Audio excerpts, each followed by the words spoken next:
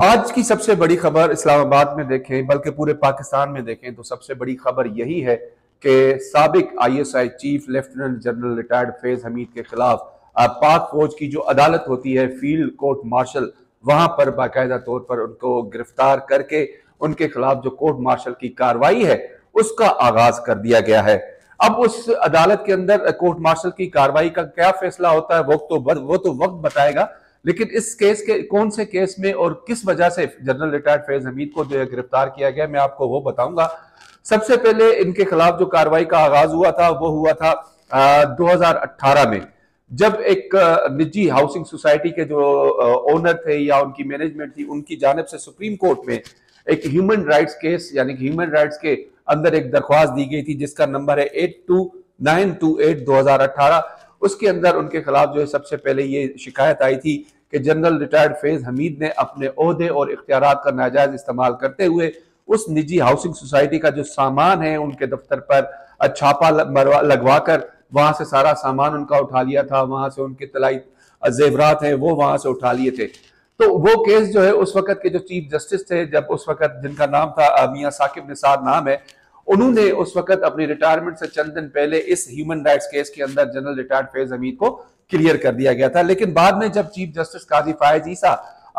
बतौर chief justice of Pakistan उन्होंने हलफ लिया तो उन्होंने इस ह्यूमन राइट्स केस के अंदर इस केस को दोबारा टेकअप किया और टेकअप करने के बाद उन्होंने खुद यानी कि chief justice of Pakistan justice Aminuddin Khan और जस्टिस अतर मिनल्लाह पर मुश्तमिल 3 रुकनी बेंच ने इस मामले पर जो उस वक्त चेंबर में मियां साकिब निसार ने समाअत करके उनको क्लियर कर दिया गया था, केस खत्म किया था, उसको कलअदम करार दिया, इसको फिर टेकअप किया दोबारा और इसकी मुसलसल इस पे बाकायदा तौर पर समातें हुई। और समातों के दौरान मैं आपको बताऊं कि यहां तक बताया गया कि जनरल रिटायर्ड फैज हमीद ने इख्तियारात का नाजायज इस्तेमाल करते हुए टॉप सिटी का जो मैनेजमेंट थे मुईज खान उनको गिरफ्तार करवाया, उनके खिलाफ केसेस बनवाए, उनके तमाम सामान उठा के उन्होंने खत्म कर दिया था। तो इन सारे सबूतों को सामने रखते हुए नवंबर 2023 के अंदर जो है सुप्रीम कोर्ट ऑफ पाकिस्तान ने वाज़ेह तौर पर यह कहा कि जी ये इंक्वायरी है, इसको देख लेना चाहिए। पाक डायरेक्शंस दी गई बाकायदा तौर पर, उन डायरेक्शंस के ऊपर पाक फौज ने बाकायदा तौर पर सोच समझकर एक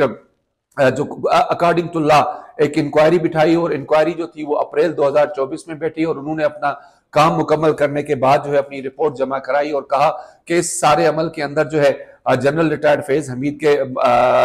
इख्तियारात के नाजायज इस्तेमाल का जो है वो शवाहिद मिलते हैं। और आज जो प्रेस रिलीज जारी की गई आईएसपीआर की जानिब से उसमें भी उस निजी हाउसिंग सोसाइटी टॉप सिटी का जिक्र किया गया है और इसके अलावा ये भी इस प्रेस रिलीज के अंदर जिक्र किया गया है कि जनरल रिटायर्ड फैज हमीद जो है वो अपनी रिटायरमेंट के बाद जो 2 साल उनको किसी भी सियासी एक्टिविटी में और इस किस्म की एक्टिविटीज जो उनके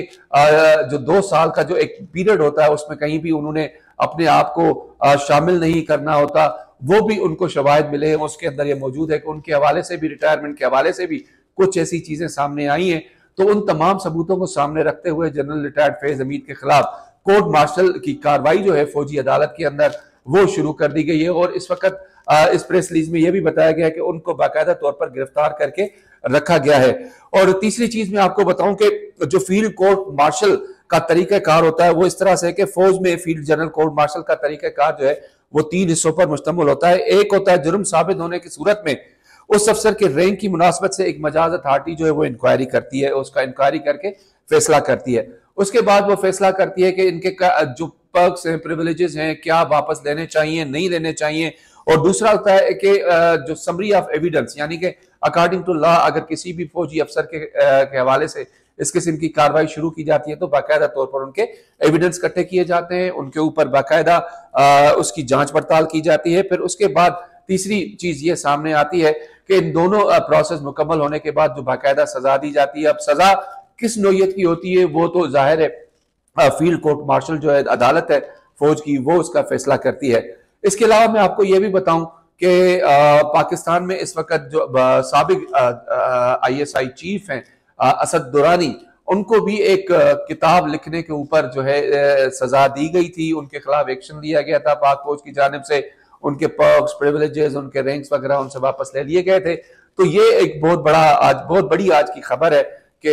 फौज ने बाकायदा तौर पर जनरल रिटायर्ड फैज हमीद के खिलाफ जो है फील्ड कोर्ट मार्शल की अदालत के अंदर कार्रवाई का आगाज शुरू कर दिया है। अब देखना यह है